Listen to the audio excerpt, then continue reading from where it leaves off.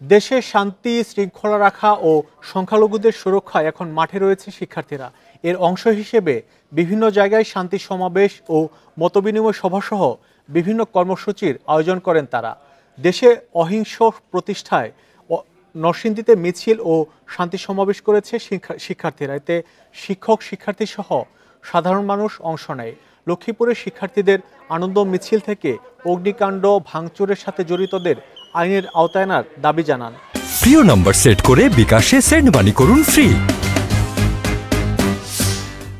নীলফামারীতে শান্তিপূর্ণ পরিবেশ বজায় রাখতে বিজয় ও শান্তি মিছিল করেছে শিক্ষার্থীরা। পাশাপাশি থানায় গিয়ে পুলিশ সদস্যদের ফুলেল শুভেচ্ছা জানান তারা।